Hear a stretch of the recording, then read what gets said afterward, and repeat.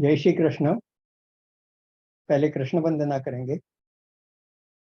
वसुदेव सुतं देवं कंस चाणूरमर्दनम देवकी परमानंदम कृष्णं वंदे जगद्गुरु।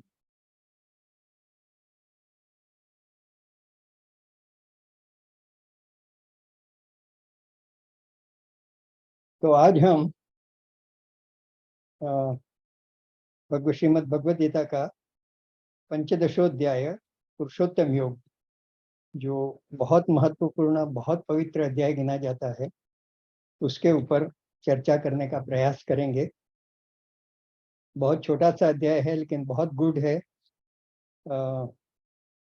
तो और काफ़ी चीज़ें बहुत संक्षिप्त में दी हैं, इसलिए कुछ चीज़ें बहुत एलोबरेट करके नहीं दी हैं, उसको थोड़ा समझने का प्रयास करेंगे।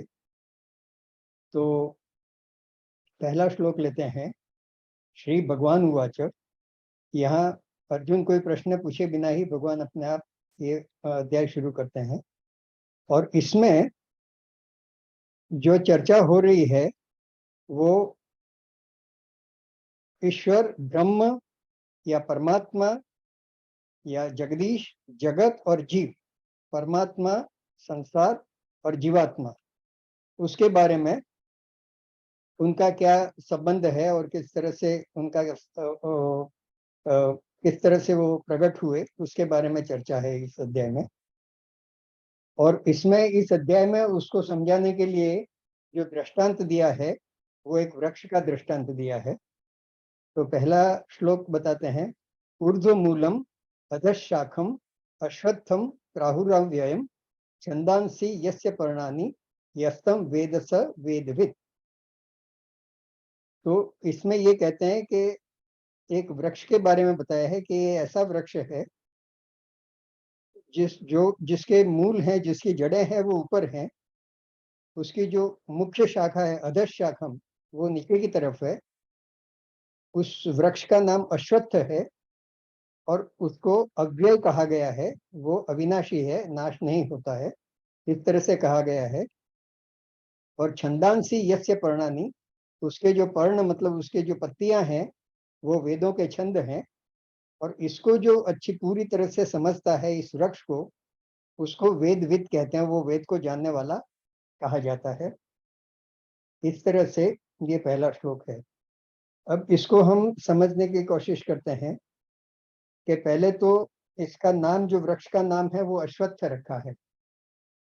तो अश्वत्थ का मतलब होता है पीपल का पेड़। तो भगवान ने 10वें अध्याय में अपने विभूति योग में भी पीपल के पेड़ को अपनी विभूति बताया है। वृक्षाणाम अश्वत्थम अहम, के जितने सर्वाणाम वृक्षाणाम अश्वत्थम अहम, के सभी वृक्षों में अश्वत्थ मैं हूँ, ऐसा करके बताया है। और अश्वत्थ का एक दूसरा मतलब होता है अश्वत्थ। श्व का मतलब टुमारो, कल, और फ मतलब होना, एंड अश्वत्थ मतलब जो कल नहीं है। मतलब ऐसे इसको अविनाशी बताया है, अव्यय बताया है, लेकिन ये भी बताया है कि उसकी उसकी गति जो है वो अव्यय है। मतलब वो ऐसे अव्यय लगता है लेकिन वो हमेशा परिवर्तनशील है, उसमें निरंतर नित्य परिवर्तन है। इसलिए जैसा अभी दिख रहा है कुछ क्षण के बाद वो उसके या तो कुछ पत्ते गिर जाएंगे या कुछ पत्ते नए आएंगे, कुछ शाखाएं नहीं बन जाएगी। तो संसार वृक्ष में भी जैसे चलता है, हमारा अपना शरीर देखो या दूसरा पूरे संसार में जो कुछ हो रहा है वो नित्य परिवर्तनशील है। और उसके बाद भी अनादि और अनंत भी है। तो अनादि और अनंत संसार है, इसलिए इसको अव्यय भी बताया है, लेकिन परिवर्तनशील भी है। तो इसलिए अश्वत्थम प्राहुरव्ययम का ये मतलब है। अब ऊर्ध्व मूलम और अधशाखम, वृक्ष के नॉर्मली तो जड़ें नीचे होती हैं और शाखाएं ऊपर होती हैं, लेकिन इसमें यह बताया है कि ऊर्ध्व मूलम। तो ऊर्ध्व जड़ें ऊपर क्यों बताई हैं? तो यहाँ जड़ें ऊपर बताने का ये एक सांकेतिक रूप से समझाने का वो है। जड़ें, ऊर्ध्व का मतलब ऐसा नहीं है कि ऊपर ही, ऊर्ध्व का मतलब उच्च होता है। जो हायर होता है। अब जैसे कोई कहता है कि वो उच्च अधिकारी है, इसका मतलब वो नहीं कि वो कहीं ऊंचा बैठा हुआ है, उसकी हायरार्की में, उसकी पोजीशन में वो ऊंचा है। तो जब हम उच्च कहते हैं तो उसका मतलब तो उर्दू कहते हैं, उसका मतलब भी ऐसा नहीं कि आसमान में कहीं पे बैठे हुए हैं, लेकिन ये पूरे संसार के वो उत्पन्न करने वाले और अधिष्ठाता हैं, और इसके भगवान है, इसलिए उनको उच्च बताया है।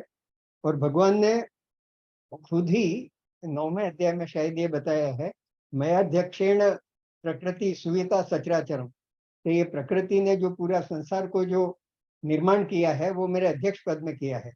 So I am the chairman of the entire world. तो अगर हम किसी ऑर्गेनाइजेशन स्ट्रक्चर को देखें तो भी चेयरमैन सबसे ऊपर होता है, उसके नीचे फिर ब्रांचेस होती हैं, तो उसमें मैनेजिंग डायरेक्टर्स वगैरह होते हैं, उसके बाद उसके नीचे डिप्टी मैनेजिंग डायरेक्टर्स होंगे, फिर जनरल मैनेजर्स होंगे, मैंने इस तरह की शाखाएं बनेंगी। लेकिन सबसे जो होगा, मूल होगा, वो ऊर्ध्व होगा। इसी तरह से अगर हमारा परिवार का फैमिली ट्री बनाते हैं तो उसमें भी परदादा से दादा, पिता, बेटा, पोता, पड़पोता, इस तरह से ब्रांचेस बनती हैं। तो यहाँ ऊर्ध्व मूल बताने के पीछे का कारण यही है कि भगवान सबसे ऊपर हैं और उनसे ही ये पूरे संसार की शाखाएं निर्मित हुई हैं, और भगवान ही इसके उत्पन्न करने वाले हैं, इसको चलाने वाले हैं, और इसका लय भी भगवान में होता है।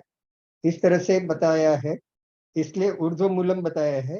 अधः शाखम मतलब जो इमीडिएट उसका जो तना है, जो ट्रंक है, वो ब्रह्मा जी बताए हैं इसमें। और ब्रह्मा जी के बाद संसार की सभी जो शाखाएं हैं वो निकलती हैं। देवलोक है, और दूसरे स्वर्ग लोक हैं, ऊपर के लोग हैं, फिर मनुष्य लोक हैं, और नीचे के निम्न श्रेणी के लोग हैं। तो ये सभी उस वृक्ष के शाखाएं हैं। और छंदांसी यस्य पर्णानि यस्तम वेद, और उसके पत्ते जो हैं वो वेदों के छंद हैं। तो ये बताया है कि वेदों के छंद, वेदों में कर्म, सकाम कर्म भी बताया हुआ है, उपासना भी बताई हुई है, भक्ति भी बताया हुआ है, ज्ञान भी बताया हुआ है। तो इस सब से आच्छादित होकर ये संसार वृक्ष जो है वो सुंदर भी लगता है, और वेदों के जो ज्ञान है, उनके सिद्धांत हैं, उसको अगर हम फॉलो करते हैं तो ये संसार बहुत सुंदर होगा और फलेगा फूलेगा। इसलिए वेदों के छंद को यहाँ पत्तियां बताई हैं, पर्ण बताए हैं। फिर अधश्चोर्ध्वम प्रसृता सस्य शाखा, इसके जो वो ट्रंक है, जो मुख्य तना है, उसके बाद जो शाखाएं हैं, वो कुछ शाखाएं ऊपर भी जाती हैं, कुछ शाखाएं नीचे भी जाती हैं, मतलब वृक्ष के जैसे होते हैं। वृक्ष की शाखाएं ऊपर भी होती हैं, नीचे भी होती हैं, बीच में भी होती हैं। तो इस तरह की शाखाएं हर तरह, हर जगह फैली हुई हैं। तो इसमें ऐसा कहते हैं कि जो बीच वाली शाखाओं का विस्तार है वो मनुष्य लोक है, ऊपर वाली शाखाओं का जो विस्तार है वो देवलोक और स्वर्गलोक वगैरह उच्च योनि के लोक हैं, और उसके मनुष्य लोक से जो नीचे है वो निम्न लोक हैं, पाताल लोक और जो भी है, मतलब दूसरे 6-7 रसाताल, धराताल करके कुछ है। तो इस तरह के जो निम्न श्रेणी के लोग हैं वो नीचे के शाखाएं हैं, ऐसा है।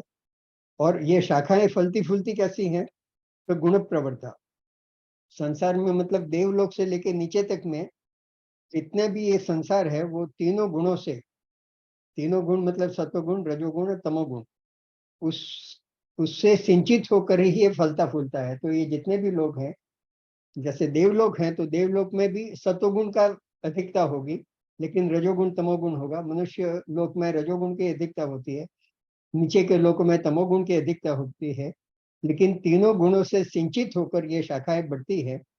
और ये शाखाओं के का जो अट्रैक्शन है, जो दूसरा, तो उनके जो प्रवाल है, प्रवाल मतलब छोटी छोटी टहनियां और कोपलें, वो इसको विषय बताए हैं। जो विषय भोग, जो बाह्य विषय हैं, जिसकी वजह से अ, अ, जो इस लोक में और जिस लोक में जो रहते हैं उसमें उस लोक के प्रति आसक्ति हो जाती है, उसकी वजह से ये संसार वृक्ष बढ़ता है और फलता फूलता है। और विषय भी हर प्रकार के होते हैं, सात्विक विषय होते हैं, जैसे कि सुनने के विषय हैं। तो सुनने का जो विषय है वो शब्द है। तो अगर हमें इस तरह का सत्संग करने का और सुनने का शौक है, या भजन सुनने का शौक है, या ईश्वर की चर्चा करने का शौक है, तो वो सात्विक शब्द है। तो अगर उस तरह के विषयों के प्रति अगर हमारा अनुराग है, उस तरह के शब्दों के प्रति चेष्टा है, तो हमारे में सत्वगुणों की वृद्धि होगी, और सत्वगुणों की वृद्धि होगी तो हमारा जो है इस लोक में भी हमारा जीवन अच्छा रहेगा, और आगे ऊपर के लोक में जाने की भी संभावना बनी रहती है। तो इस तरह से अलग-अलग गुण, अभी किसी को कोई एकदम तमोगुणी है जिसको अ, हर प्रकार की पापवृत्ति करने का शौक है, खाने-पीने का। ये जो सत्व गुण और रज है, वो उसके कर्म कैसे होते हैं, उनका आहार कैसा होता है, उनकी प्रवृत्ति कैसी होती है, उसके लिए एक पूरा अध्याय है।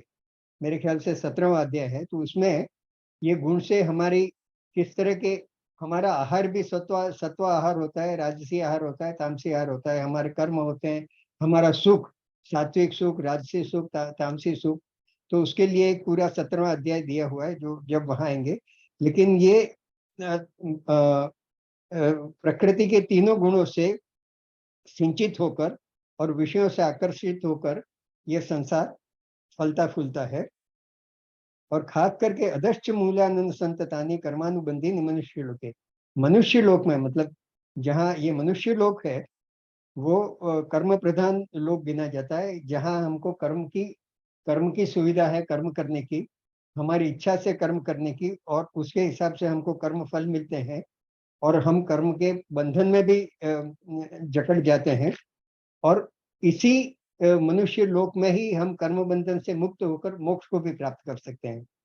तो देवलोकों को भी, देवलोक में भी वो सात्विक गुणों से बंधे हुए हैं। पाताल लोक में या रसाताल में या जो निम्न लोक में है, वो तामसिक गुणों से बंधे हुए हैं। यहाँ हम रजोगुण से, मतलब हमें कर्म करने की प्रवृत्ति ज्यादा है, लेकिन बंधन में है। लेकिन बाकी सब लोग हैं, और बाकी सब योनियां हैं, उसको भोग योनि कहते हैं, मनुष्य योनि को कर्म योनि कहते हैं। यहाँ हम कर्म करके या तो हम अपना उत्थान कर सकते हैं, और यहाँ तक कि हम मोक्ष भी प्राप्त कर सकते हैं। तो यहाँ ये बताया कि अदर्श मूलानुसंतानी कर्मानुबंधी मनुष्य लोक है। और यहाँ ये जो मूलानी अनुसंतानी, मूलानी मतलब ये वो ऊर्ध्व मूल वाला जो ब्रह्म का मूल है, भगवान जहाँ भगवान जो है, जिसके हम सब जिससे संसार उत्पन्न हुआ है, वो मूल नहीं। लेकिन यहाँ जो मूल बताए गए हैं मूलानी, वो हमारी आसक्तियां हैं, हमारे डिजायर, जो हमको कर्म में बांधते हैं। तो हमारे जो राग द्वेष हैं और हमारे जो आसक्ति हैं, वो यहाँ मूल है। और अगर हमको मुक्त होना है तो उन मूलों का छेदन करके हमको निकलना पड़ेगा।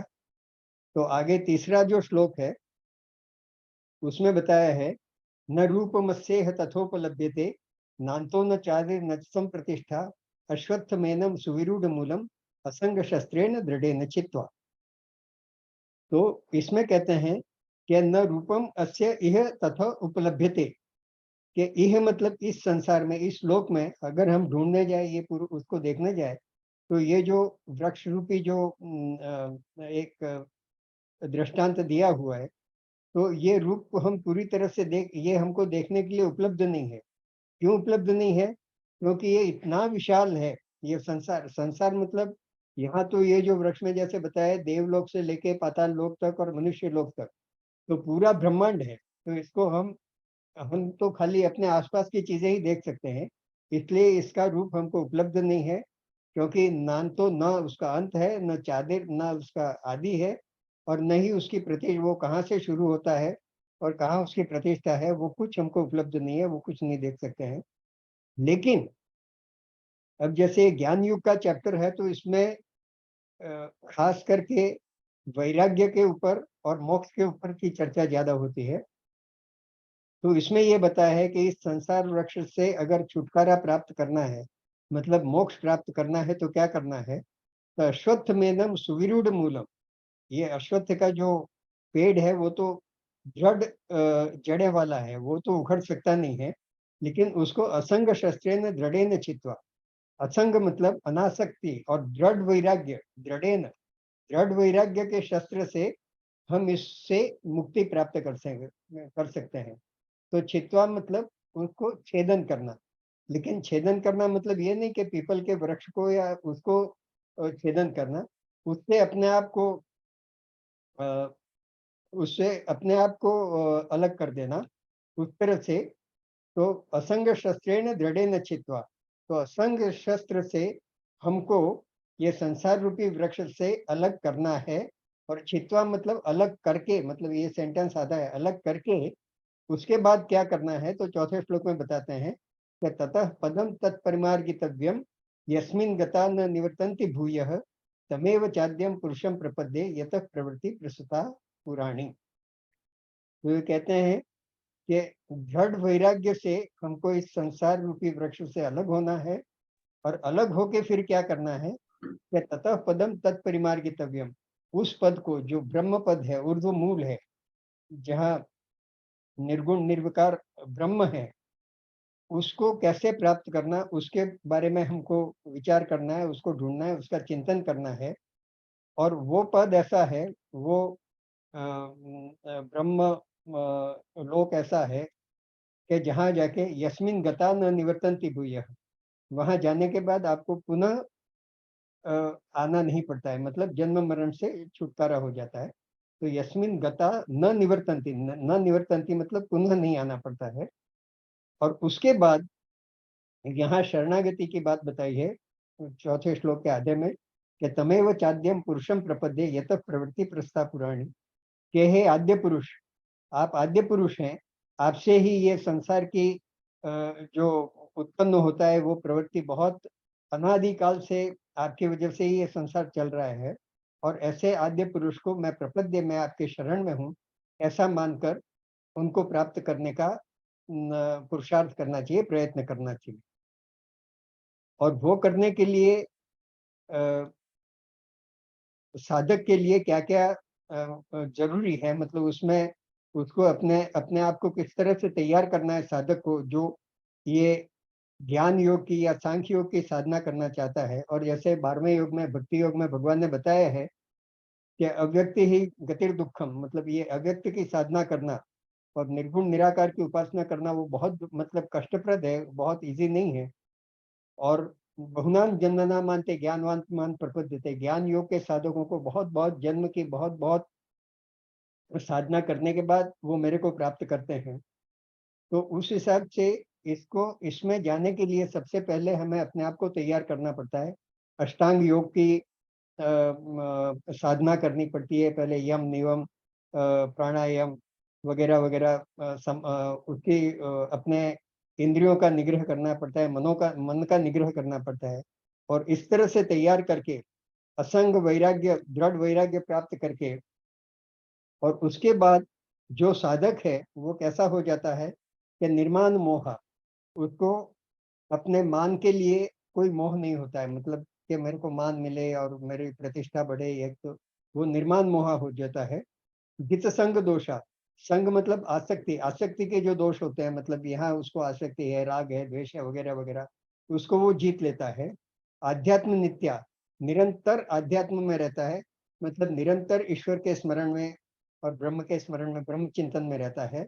और विनिवृत्त कामा, और हर एक काम, काम मतलब डिजायर्स, अपनी जो कामनाएं होती हैं, वो उससे संपूर्ण रूप से वो निवृत्त रहता है, तो ही इस पद पे आगे बढ़ सकता है। और उसके आगे द्वंद्वेर विमुक्ता, जितने भी सुख दुख, तुम्हारा मान अपमान, शत्रु मित्र वगैरह जितने भी द्वंद्व हैं उससे वो मुक्त हो जाता है, सुख दुख के वगैरह द्वंद्वों से मुक्त हो जाता है। और इस तरह का जो व्यक्ति होता है वो गच्छन्ति अमूढ़ा, इस तरह का जो ज्ञानी है, अमूढ़ा मतलब ज्ञानी, गच्छन्ति अमूढ़ा पद्म व्ययम तत्, वो उस अव्यय पद को प्राप्त करता है।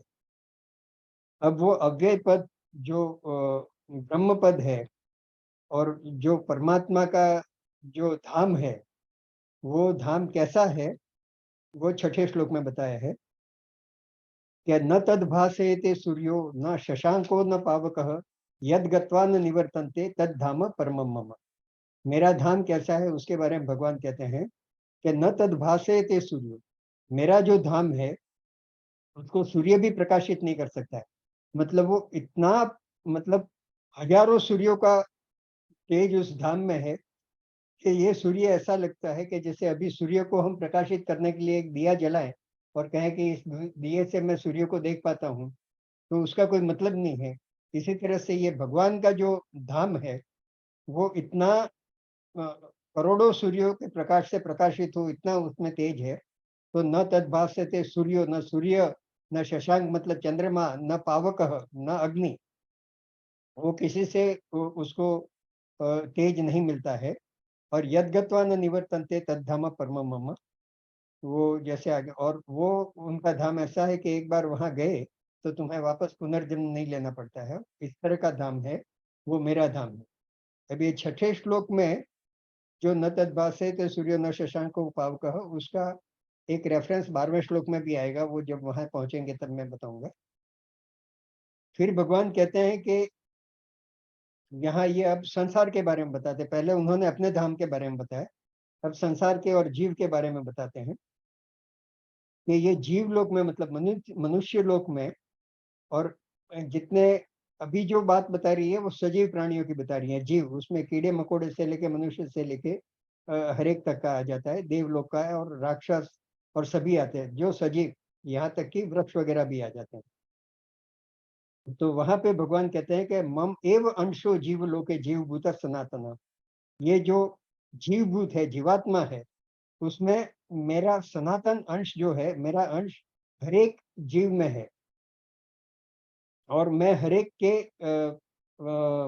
हर एक जीव में मेरा अंश है, जो चेतन अंश है वो मेरा ही अंश है।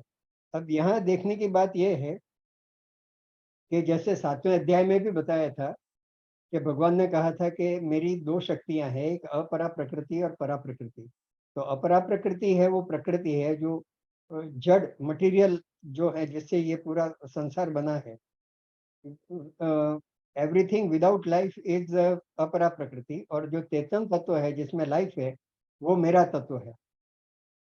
तो और आगे भी मेरे ख्याल से 14वें अध्याय में बताया है कि जितने भी जीव तो हैं ही, लेकिन चराचर में मतलब दोनों का अंश है, भगवान का भी अंश है, चेतन का अंश भी है और अचेतन का भी अंश है, प्रकृति का भी अंश है। तो ये पूरे संसार में भी भगवान ने बताया है और हर एक जीव में भी ये बताया है कि हर एक जीव में प्रकृति तो है ही, प्रकृति का अंश तो है ही, जो बाहर से हमको शरीर दिखता है, दूसरा सूक्ष्म शरीर है भगत, लेकिन मेरे चेतन तत्व की वजह से ही ये सब संभव है। ये प्रकृति जो दिख रही है, जो जीव दिख रहे हैं, जैसे ही चेतन तत्व हट जाता है तो फिर मुक्ति बन जाता है, प्रकृति रह जाती है। तो यहाँ कहते हैं कि ममई वांशु जीव लोके जीव भूत सनातन, लेकिन मन षष्ठानी इंद्रियाणी प्रकृति स्थानी कर्षति।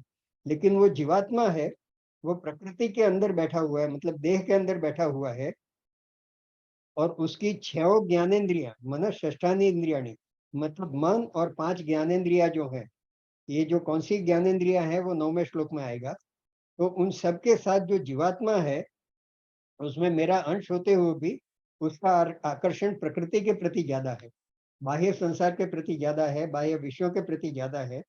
और इसलिए वो जन्म मरण के चक्कर में पड़ा रहता है और मेरे को भूल जाता है, और इसलिए मोक्ष को प्राप्त नहीं कर पाता है।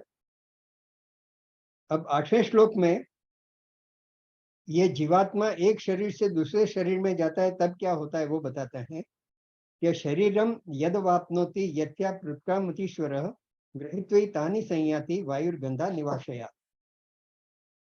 तो यहाँ शरीरम यद अवाप्नोति मतलब, अवाप्नोति मतलब जब दूसरा शरीर मिलता है, यद मतलब जब, जब दूसरा शरीर मिलता है, किसको मिलता है कि यच्चा उत्क्रामतीश्वर, उत्क्रामत मतलब शरीर, जब जीवात्मा शरीर को छोड़ता है, तो यहाँ जो ईश्वर शब्द है वो जीवात्मा के लिए लिया गया है, क्योंकि वो शरीर का ईश्वर है, शरीर का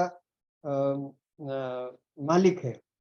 तो ईश का मतलब होता है मालिक और श्रेष्ठ मालिक मतलब ईश्वर।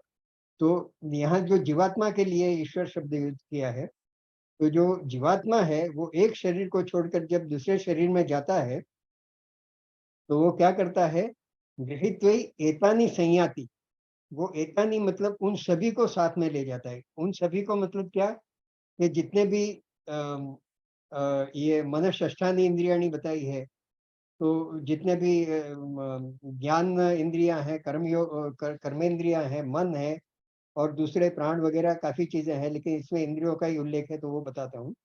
तो उनको वो अपने साथ लेके दूसरे शरीर में जाता है, और किस तरह से जाता है, इतना स्मूथली निकल जाता है कि जैसे वायुर्गंधा निवासयात्, जैसे किसी फूल की सुगंध जो है, कहीं फूल कहीं पे रखा हुआ है और उसकी सुगंध जैसे वायु लेके चली जाती है और दूसरे जगह तक उस सुगंध को पहुंचा देती है, उसी तरह से ये जो जीव है, जीवात्मा है, वो एक शरीर से दूसरे शरीर में जाते समय अपने साथ अपने सभी मन, बुद्धि, चित्त, अहंकार और ये जितनी इंद्रियां हैं, मतलब सूक्ष्म शरीर के साथ वो दूसरे शरीर में प्रवेश करता है।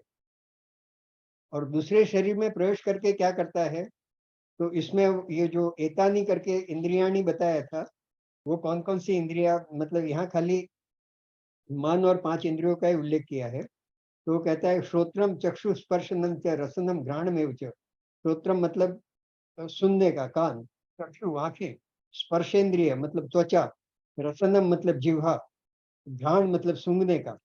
तो ये 5 ज्ञानेंद्रिय हुई, श्रोत्रम चक्षु स्पर्शनम च रसनम घ्राणमेव च अधिष्ठाय मनश्चायम विषयानुपसेवते। वो मन के कंट्रोल में रहकर वो जितने भी बाहर के जो विषय हैं उनका सेवन करती है। तो जे इस शरीर में है तब भी करती हैं, और ये शरीर छोड़कर जब दूसरे शरीर में जाती हैं तो भी ये सब इंद्रियां साथ जाती हैं, और मन का आधार लेकर।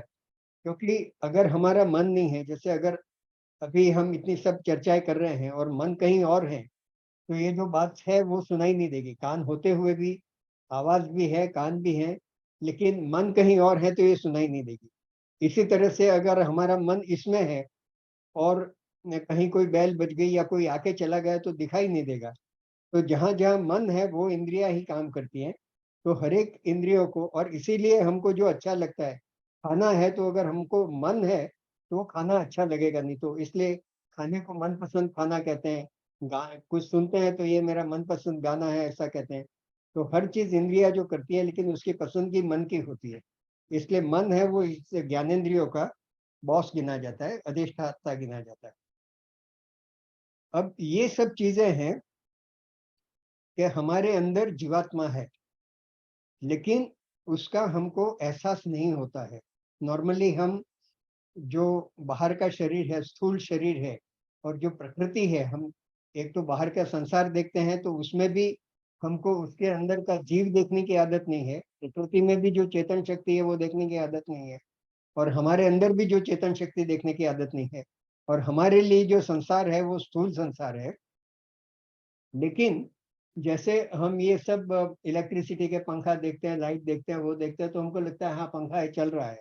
इसी तरह से शरीर चल रहा है, लेकिन उसके अंदर जो अव्यक्त रूप से इलेक्ट्रिसिटी है वो देखने का कोई विचार नहीं करता। इसके लिए किसी ने अच्छा एग्जाम्पल दिया था कि अगर हमारे घर में पावर चला गया हो, तो कहते हैं कि भाई बाजू में आ रहा है कि नहीं, जरा किसी बच्चे को, छोटे बच्चे को पूछा गया, आंटी को पूछ लेना पावर है कि नहीं। तो वो घर वहां जाके देख रहा है पंखा चालू है, टीवी चालू है, फिर भी पूछेगा आंटी आपके वहां बिजली है, क्योंकि वो उसको वो बिजली का मालूम नहीं है कि इसकी वजह से चल रहा है, चल रहा है। लेकिन जो ज्ञानी है वो तो जाके पूछेगा नहीं, अगर देख लिया कि टीवी चालू है या लिफ्ट चालू है तो समझ जाएगा कि बाकी हर जगह चालू है, तकलीफ हमारे घर पे ही है। तो यहाँ यही बताते हैं कि उत्क्रामंतम स्थितम वापी भुंजानम वा गुणान्वितम।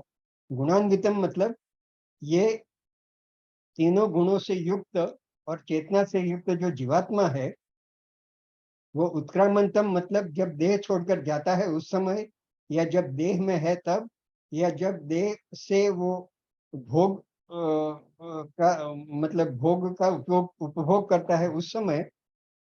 ये जीवात्मा को जो विमूढ़ा है, जो अज्ञानी लोग हैं, वो समझ नहीं पाते, उसको देख नहीं पाते हैं। जैसे मैंने कहा कि वो छोटा बच्चा, वो देखते हुए भी उसको ये मालूम नहीं पड़ता है कि बिजली है। तो विमूढ़ा नानु पश्यन्ति पश्यन्ति ज्ञान चक्षुष। लेकिन जो ज्ञानी है, जिसके ज्ञान चक्षु है, वो जानता है कि ये शरीर है, वो तो खाली एक उसका आउटर बॉडी है, लेकिन अंदर जो जीवात्मा है वो ही इस शरीर को चलाता है। और जीवात्मा में प्रकृति और चेतन तत्व दोनों का मिलन है। और जो हमारा असली परिचय है वो तो शुद्ध आत्मा है, वो हम आगे आएँगे। तो इसी चीज़ को 11वें श्लोक में थोड़ा और दोहराते हैं कि यतन्तो योगिनश्चैनं पश्यन्तात्मन्यवस्थितं यतन्तोऽप्यकृतात्मानो नैनं पश्यन्त चेतसः। तो कहते हैं कि जो योगी लोग हैं वो यतन तो मतलब यत्न पूर्वक प्रयत्न पूर्वक अपने अंदर पश्यंत आत्मन्यवस्थितम अपने अपने अंदर बैठे हुए आत्मा को देखने का प्रयत्न करते हैं और देखते हैं। लेकिन यतन तो अपि अकृतात्मानो, लेकिन जो अकृत लोग हैं मतलब जिनको जो अज्ञानी है और पश्यंत अचेतस और जो जिनकी चेतना अच्छी तरह से जागृत नहीं है, ऐसे लोगों को ये जीवात्मा और आत्मा को वो देख नहीं पाते हैं और वो खाली शरीर को ही अपना परिचय समझते हैं और संसार में भी दूसरे शरीरों के साथ ही अपना परिचय समझते हैं। वो आत्मा को नहीं देख पाते। अच्छा, एक चीज़ मैं ये आने के समय मेरे को याद आया कि वो वृक्ष का उदाहरण क्यों लिया, उसके पीछे 2 चीज़ें और थी। एक तो जो वृक्ष है, उसके भी 2 भाग हैं। एक व्यक्त भाग है और एक अव्यक्त भाग है। जो उसकी जड़ें हैं वो अव्यक्त भाग है जो हमको दिखता नहीं है और जो पेड़ है वो व्यक्त है जो हमको दिखता है। इसी तरह से जैसे अभी ये चर्चा हो रही थी जीवात्मा और आत्मा की जो बात करते हैं, तो आत्मा और जीवात्मा जो है वो अव्यक्त है जो हमको दिखता नहीं है और जो दिखता है वो व्यक्त है। और हमारा जो राग, द्वेष, आकर्षण, आसक्ति जो है, वो ये जो व्यक्त है उसी से है। तो संसार भी व्यक्त है, हमारा शरीर भी व्यक्त है। लेकिन जैसे पेड़ के लिए जो बहुत महत्वपूर्ण चीज़ है वो उसकी जड़ें हैं और उसकी जड़ों से ही पेड़ पेड़ उत्पन्न हुआ है, उसकी जड़ों से ही पेड़ पोषित होता है और उसी से ही वो वृद्धि प्राप्त करता है। तो हमारा जो उत्पन्न होना और वृद्धि प्राप्त करना और हमारा जो काम करना हम वो सब हमारे अंदर की बैठी हुई चेतन शक्ति है, जो अव्यक्त है, तो उस अव्यक्त को पहचानो, ऐसा इस श्लोक में कहने का प्रयत्न किया। और दूसरा वृक्ष का उदाहरण इसलिए दिया है कि एक भगवान ने शायद 7वें अध्याय में एक दृष्टांत दिया था कि ये संसार है, वो एक पूरा हार जैसा है, मणियों का हार जैसा और मैं सूत्र रूप से वो मणियों को बाँधे हुए हूँ और इसलिए मैं दिखता नहीं हूँ, लेकिन ये हार जो दिखता है, तो हार है मतलब अंदर एक सूत्र है और वो मेरे में ही सब पिरोए हुए हैं, ऐसा एक एग्ज़ाम्पल दिया था। लेकिन इससे भी बढ़कर यहाँ जो वृक्ष का जो दृष्टांत दिया है, वो ये बताता है कि जो जड़ है, उससे जो पेड़ की एक-एक छोटी से छोटी शाखा और छोटी पत्ती भी वो पेड़ से जुड़ी हुई है। तो ब्रह्म से जड़ से जुड़ी हुई है और हर एक पत्ती दूसरी पत्ती से, हर एक शाखा दूसरी शाखा से। तो अगर कोई पत्ती सोचे कि मैं इंडिपेंडेंट हूँ, तो वो उसकी मूर्खता है। उसमें जो जीवन रस जो प्रवाहित हो रहा है ऊपर से, ब्रह्म से जो जीव रस प्रवाहित हो रहा है, जिसकी वजह से वो पूरा वृक्ष खड़ा हुआ है और वो जो अपने आप को जीवंत मानता है, उसकी हर पत्ती में वो ब्रह्म का रस प्रवाहित हो रहा है और हर पत्ती एक पत्ती के टूटने से भी वो पूरा वृक्ष चलायमान होता है, उसको उसमें स्पंदन पैदा होता है। तो हम सब भी और ये आजकल की जो अभी एक क्वांटम एंटेंगलमेंट थियरी करके एक थियरी है, मैं अभी उसका वो लाया नहीं हूँ। उसमें ये बताया है कि यहाँ भी एक अगर पत्ता गिरता है तो दूर गैलेक्सी में भी उसका एक माइक्रो इम्पैक्ट भी पड़ता है। तो हम सब उस तरह से जुड़े हुए हैं, जैसे एक वृक्ष में सब पत्तियाँ। तो इतना विशाल संसार है, इतनी गैलेक्सीज़ हैं, इतने प्लैनेट्स हैं। वो किसी की इंडिपेंडेंट अस्तित्व नहीं है। हम सब जैसे वृक्ष की हर एक पत्तियाँ जुड़ी हुई हैं और कोई पत्ती ऐसा नहीं कह सकती कि मेरा इस वृक्ष से कोई लेना-देना नहीं है या मेरे उस पत्ती से कोई लेना-देना नहीं है। We are all part of the same tree. जैसे हमारा शरीर है उसमें ट्रिलियंस ऑफ सेल्स हैं।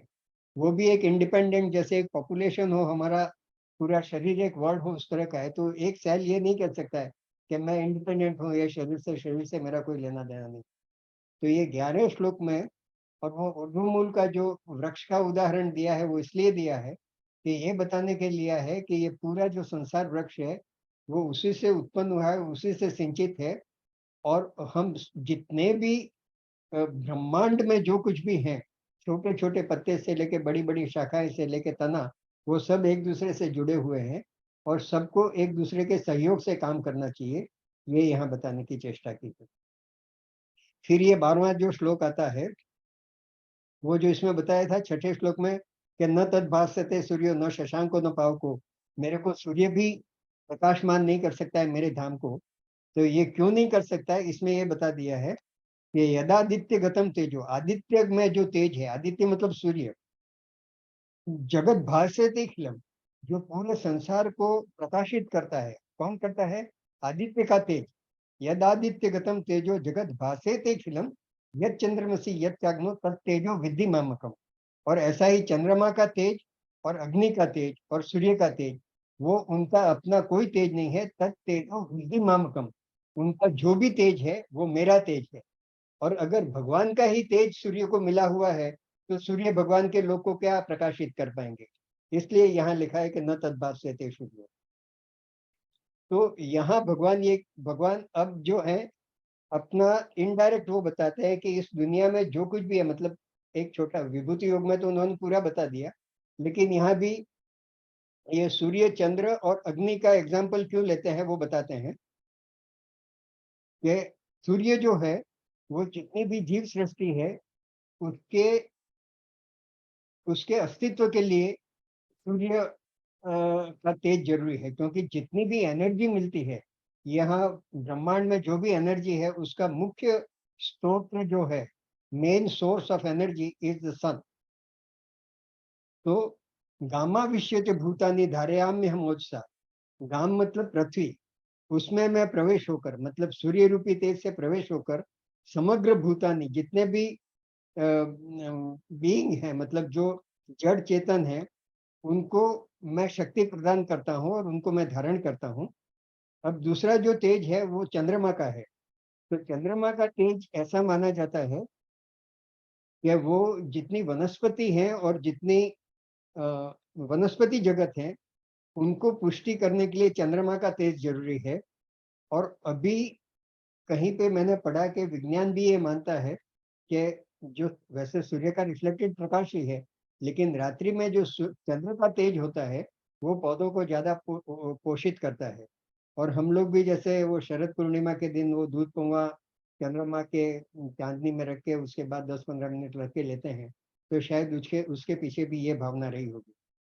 तो गामा विश्य के भूतानी धारयाम्य हम ओजसा, मतलब सूर्य के तेज से मैं सभी जीवों को मैं शक्ति देता हूँ। और पुष्णामी चौषधि, ये चौषधि शब्द है वो औषधि इसलिए कहा है कि अन्न जो है वो अन्न भी है और औषधि भी है। तो जितने भी वनस्पति हैं वो हर तरफ से औषधि भी है और अन्न भी है। और उनको जो रस देता है, वो औषधियों मतलब उसमें रस होता है हर एक वनस्पति में। तो वो जो है वो उनको किस चंद्रमा से मिलता है। एंड तीसरा जो बताते हैं 14वें श्लोक में, अहम वैश्वानरो भूत्वा प्राणी नाम देहमाश्रित। तो अब जो अग्नि का बताते हैं, ये तीन जो चीजें हैं, आदित्य सूर्य चंद्र और अग्नि। तो अग्नि का तो क्या महत्व है हम जानते ही हैं कि अग्नि के बिना भी संसार चलने, हमारा किचन नहीं चल सकता है मतलब खाना बनाना है तो भी अग्नि की जरूरत है। तो अग्नि तो चाहिए ही, लेकिन बाहरी अग्नि के अलावा भी हमारी जठराग्नि के बारे में यहाँ वैश्वानर मतलब जठराग्नि, शरीर के अंदर की अग्नि है, वहां भगवान ये कहते हैं। और ये जो 14वां श्लोक है वो भी खाने के पहले बोले जाने वाले श्लोकों में से एक है। एक श्लोक हमने चौथे अध्याय में देखा था, और कई आश्रमों में तो ये पूरा 15वां अध्याय करके पूरा बोल के ही भोजन करते हैं, ऐसा भी रिवाज है। तो ये जो श्लोक है, अहम वैश्वानरो भूता प्राणी नाम देह माश्रित, हर एक प्राणी के देह में मैं वैश्वानर बन के बैठा हुआ हूँ। वैश्वानर मतलब जठराग्नि बन के बैठा हुआ हूँ। और जठराग्नि बन के बैठकर मैं क्या करता हूँ, प्राणापान समायुक्त पचाम्यन्नम चतुर्विधम, क्या प्राण और अपान, वो अपान वायु और उदान वायु और वो जो है वो सबको समान करके मैं चतुर्विध अन्न जो है उनको पचाता हूँ। अब देखो चतुर्विध अन्न मतलब एक चबा के खाने वाला, एक चाट के खाने वाला, एक निगल के खाने वाला और एक चूस के खाने वाला, इस तरह के चार अन्न बताए हैं। और वो चारों अन्न को मैं पचाने का जो काम है वो मैं करता हूँ। अब यहाँ भगवान ने खाली पचाने का एग्जाम्पल ही दिया है, लेकिन अन्न हम खा तो मुंह से खा लिया और पेट में चला गया, तो उसके बाद में सच में पचाने का काम कौन करता है? उसमें हमारा कोई कंट्रीब्यूशन नहीं है, वो अपने आप चलता है। इसी तरह हमारे धड़कने, हृदय को चलाने का काम कौन करता है? एग्जाम्पल उन्होंने खाली पचाने का दिया है क्योंकि अग्नि का वो लिया था, लेकिन ये पूरा जो तेज है जिससे हमारा हृदय चलता है, हमारे फेफड़े चलते हैं, हमारी किडनी चलती है, हमारा पूरा तंत्र चलता है, और जिसपे हमारा कोई कंट्रोल नहीं है, ना हमारे पल्स पे कंट्रोल है, ना बीपी पे कंट्रोल है, ना हमारे रेस्पिरेटरी सिस्टम पे कंट्रोल है, तो वो जो तेज है वो भी मेरा ही तेज है, ऐसा इनडायरेक्टली यहाँ कहने का मतलब है। तो अब भगवान कहते हैं कि मैं कहाँ रहता हूँ, फिर से एक बार वो आता है। तो 15वें श्लोक में सर्वस्य चाहम हृदि सन्निविष्टो मत्त स्मृति ज्ञान अपोहनम च। एक तो कहते हैं कि सर्वस्य च अहम हृदि सन्निविष्टो, मैं सबके हृदय में विराजमान हूँ, सभी प्राणियों के हृदय में मैं विराजमान हूँ। और वैसे तो वो सर्वत्र व्याप्त है भगवान, लेकिन तुम्हारे अंदर भी, तुम्हारे हृदय में मैं विराजमान हूँ। और तुमको तुम्हारे तुम्हारी स्मृति, स्मृति ज्ञान और अपोहन। अब अपोहन के दो अलग अलग शब्द अर्थ दिए हैं। कहीं पे दिया है कि हमारे संशय को मिटाने का काम हमारे अंदर बैठा हुआ भगवान करता है, और हमारी स्मृति और ज्ञान। लेकिन एक अपोहन कई जगह मैंने देखा है कि भूल जाना, मतलब फॉरगेटफुलनेस, भूलने की प्रवृत्ति है, विस्मृति है, उसको भी अपोहन कहते हैं। और मैंने एक संस्कृत डिक्शनरी में भी देखा है कि अपोहन का मतलब विस्मृति होता है।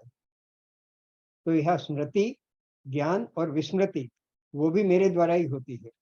और स्मृति जितना जरूरी याद रखना है, उतना ही जरूरी भूलना है। अगर हम भूलना नहीं सीखेंगे तो पागल हो जाएंगे। इसलिए भगवान ने ये कहा है कि तुमको तुम्हारी याद रखने की शक्ति भी मैं देता हूँ और भूलने की शक्ति भी मैं देता हूँ। लेकिन होता क्या है कि हमको ये हमारे विवेक से सोचना पड़ेगा कि हमें क्या याद रखना है और क्या भूलना है। कई बार होता ये है कि जो याद रखने की चीजें हम भूल जाते हैं और भूलने की चीजें याद रखते हैं, और ऐसा जब होता है तब हमारा जीवन बड़ा परेशान होता है। तो और इसका कुछ स्मृति, ज्ञान और अपोहन, वो हमारी तीन अवस्थाओं का भी वो संकेत देते हैं। कि ज्ञान है वो हमारी जागृत अवस्था में हम प्राप्त करते हैं, तो स्मृति के लिए जागृत अवस्था जरूरी नहीं। ज्ञान प्राप्त करने के लिए जागृत अवस्था चाहिए। हम जब जग रहे हैं तभी हम ज्ञान प्राप्त करते हैं। जब हमारी ड्रीम स्वप्न अवस्था होती है, तब वो स्मृति जो हमने जो प्राप्त किया है, या जो पुरानी स्मृतियां हैं इस जन्म की या कभी की, वो स्मृतियां हैं, वो स्वप्न रूप में आती हैं। और जो अज्ञान है या जो भूलने का जो है, वो हम जब गहरी नींद में होते हैं तब सब भूल जाते हैं। तो वो स्थिति भी परमात्मा के द्वारा दी हुई है। तो ये जो जो तीन अवस्थाएं हैं, वो भी मतलब स्मृति ज्ञान मपोहन के द्वारा संकेतित की गई थी। और फिर ये कहते हैं कि वेदेश्च सर्वे रहमेव वेद्योस वेदांत कृत वेद विदेव चाहम।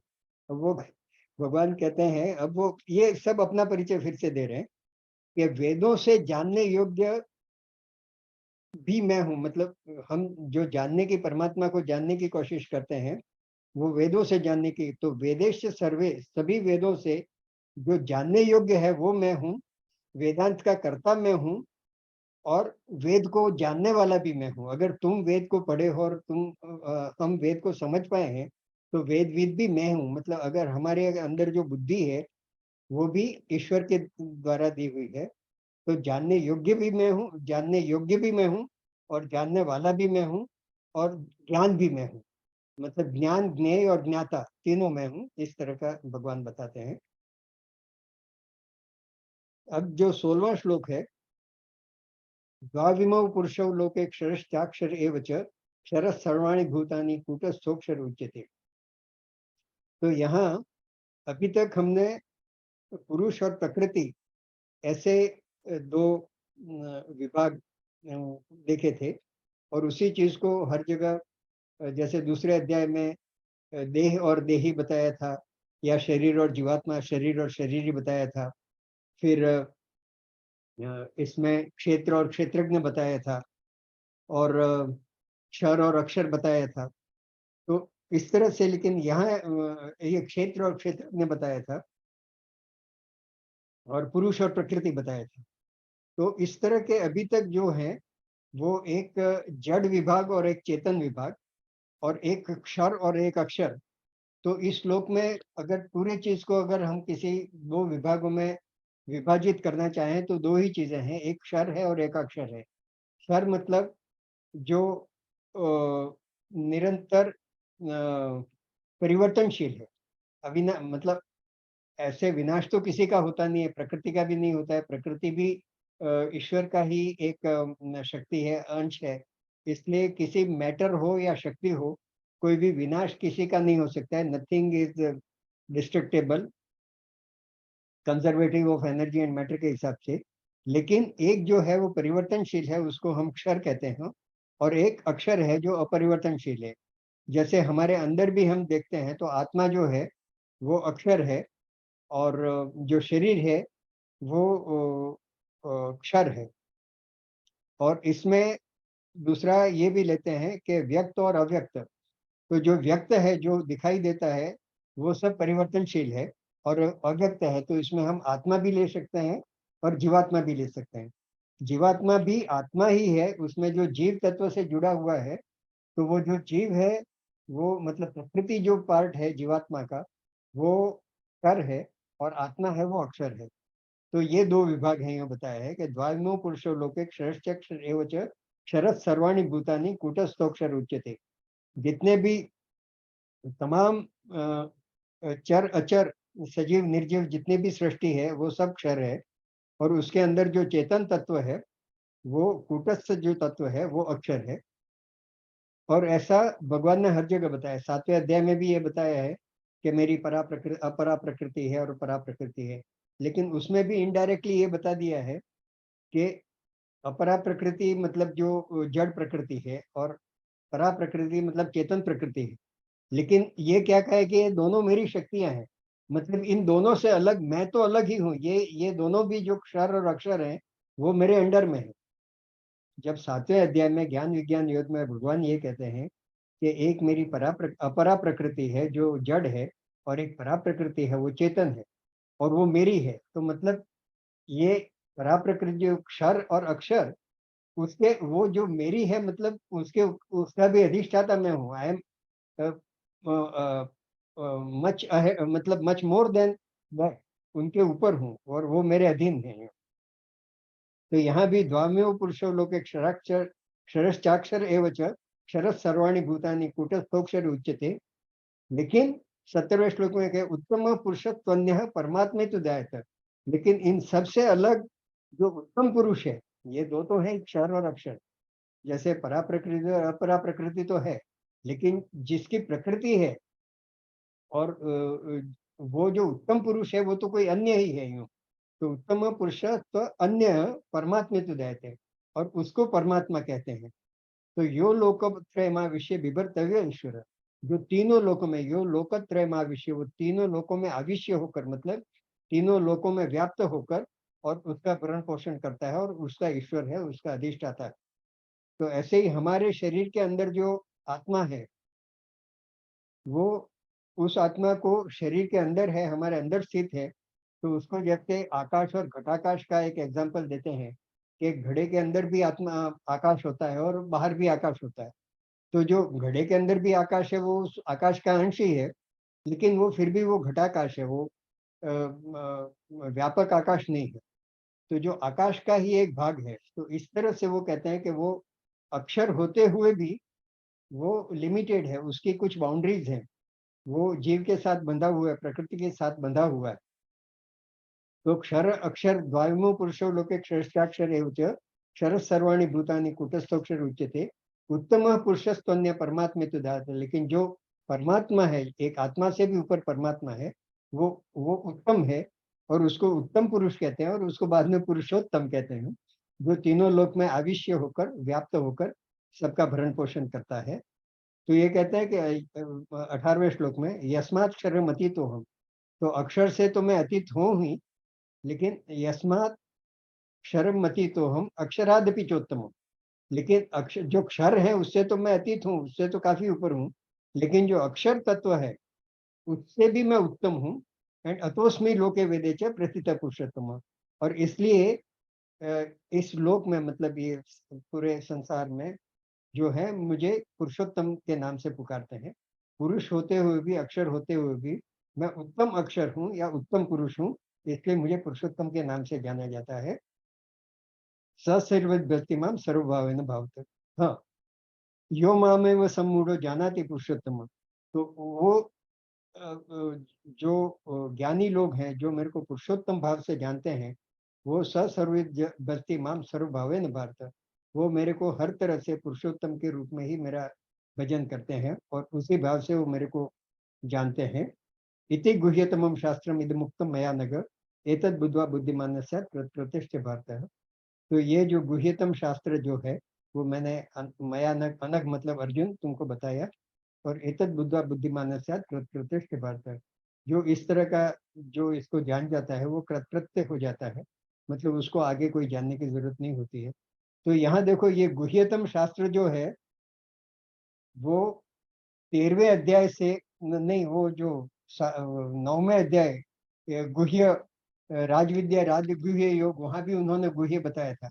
तो गुह्य का मतलब परमात्मा के विषय में जानना, वो हर चीज गुह्य है।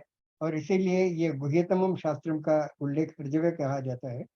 तो इसको जो जान जाता है वो हर तरह से ज्ञानी हो जाता है, हर चीज को जान जाता है। ऐसा कहकर ये अध्याय समाप्त होता है। ओम तत्सदिति श्रीमद्भगवद्गीतासु उपनिषत्सु ब्रह्म विद्यायां योग शास्त्रे श्री कृष्णार्जुन संवादे पुरुषोत्तम योगो नाम पंचदशोध्याय। हरि ओम तत्सत्।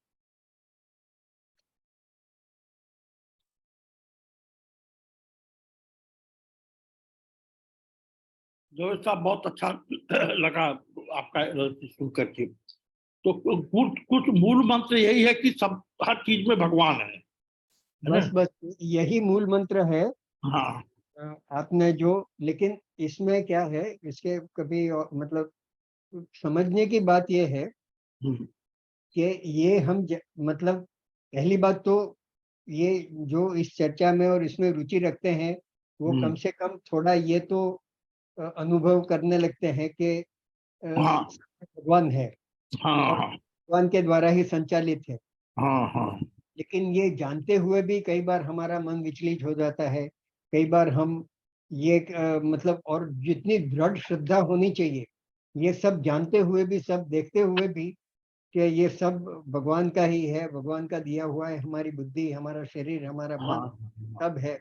लेकिन फिर भी हम मनुष्य हैं, साधारण मनुष्य हैं, इसलिए जितनी दृढ़ श्रद्धा होनी चाहिए और जितनी दृढ़ता पूर्वक शरणागत होनी चाहिए, एक्चुअली अल्टीमेट तो ये है हाँ कि हाँ हाँ हाँ। वो उसमें मिल जाओ। हाँ, वो हो जाना चाहिए। अब वो हो नहीं पाता है, वो नहीं पाता है, आसान नहीं और है। वो आसान नहीं है। लेकिन बस यही है कि इस तरह से थोड़ी हम बातें करते रहें, भगवत चर्चा करते रहें। तो ये तो ऐसा कहते हैं कि एक बीज होता है, तो बीज को जमीन में बोने से तुरंत वृक्ष नहीं बन जाता है, लेकिन बनने की संभावना तो होती है। तो ये बीज हो रहा है, अंकुर फूट रहे हैं थोड़े थोड़े। अब हाँ जब हाँ, सही पेड़ बात है, सही बात फूल है। आएंगे, फल आएंगे, जो जब ईश्वर कृपा होगी तब होगी। बट एक चीज है, जैसे गीता में बार बार ये बताया है कि इसमें कोई जल्दबाजी करने की जरूरत नहीं है, कोई घबराने की जरूरत नहीं है। 12वें अध्याय में भक्ति योग में तो ये कह दिया है कि मामिक छाप तुम जन, मेरी इच्छा ही करो तुम, और कुछ नहीं कर सकते। देखो ये ज्ञान योग है ना, उसमें तो हमको इतनी इतनी ऐसा वैराग्य करो, ये करो, वो करो, इंद्रिय निग्रह करो, मनो निग्रह करो, वैराग्य, वो संभव है ही नहीं। तो और भगवान भी जानते हैं कि ये सब संभव नहीं है। तो हर जगह उन्होंने कुछ कुछ ऐसे वो दिए हैं। पहले जैसे कि दूसरे अध्याय में नेहा विक्रम नाशोस्ति प्रत्यवाय न विद्यते, कि आप थोड़ा थोड़ा, मतलब जैसे आज एक कदम चले और वहां बैठ के फिर, मतलब जैसे 10 मंजिल चढ़ना है, तो 10 कदम चल के थक गए तो बैठो वहां, फिर और चढ़ो। तो वहां बैठने से तुम लुढ़क नहीं जाओगे, तो धीरे धीरे करके 4 घंटे में, 5 घंटे में भी चढ़ जाओगे। तो जो चढ़े हो वो तो उसका ये एक क्रम शुरू हुआ है, उसके बाद हो सकता है कि 4-6 महीने ये क्रम टूट भी गया किसी कारण से, तो जो बना है जैसे साइकिल सीखे हैं बचपन में, अभी कई सालों से नहीं चलाई लेकिन अभी भी बैठेंगे तो चला लेंगे, या तैरना सीखा है तो वो भूल नहीं जाते हैं। इसी तरह से ये जो है, वो हम भूलेंगे नहीं, इसका नाश नहीं होता है, ये एक्यूमुलेट होता रहता है। एक ये बताया है, दूसरे ये बताया है कि ऐसा मत समझो कि तुम अभी के अभी प्रहलाद जैसे भक्त बन जाओगे या मीराबाई जैसे भक्त बन जाओगे और इतने शरणागत हो जाओगे कि जहर का कटोरा मिला तो पी जाओगे, ये भी संभव नहीं है। न ही इतने ज्ञानी बन सकते हैं, तो धीरे-धीरे, धीरे-धीरे चलेगा। अभी एक जस्ट बीजारोपण हो रहा है ऐसा समझने का, सही बात है, सही बात है, है बहुत ना? भव्य। तो ऐसा है सब अब भगवत कृपा, और जो भी मिलेगा वो एक मेरे को जो है ना सुंदरकांड का जो श्लोक हम जो उसमें जो नान्यास रहा, हाँ, उसमें जो है क्या है बोलना पूरा क्या है? एष नदीये भक्तिं हाँ, तो उसकी जो भक्तिं प्रयच्छ रघुपुंगव निर्भराम में कामादि दोष रहितम कुरु मानसं च। ये मेरे को 2 लाइनें इतनी अच्छी लगती है कि भक्ति भी आप ही मेरे को भक्तिं प्रयच्छ रघुपुंगव निर्भरम, मेरी निर्भर भक्ति मतलब पूरी मेरे मतलब संपूर्ण भक्ति, निर्भर भक्ति मतलब बिना उसकी भक्ति, पूरी श्रद्धा वाली भक्ति भी आप मेरे को दो, और कामादि दोष रहितम कुरु मानसं च। तो बस वो भगवान से ही प्रार्थना करनी है कि भक्ति भी आप दो, ज्ञान भी आप दो, बुद्धि भी आप दो और अच्छे कर्म भी कराओ। वो हमारे करने से कुछ नहीं होता है। बस यही कुल मिला के सारांश यही लग रहा है।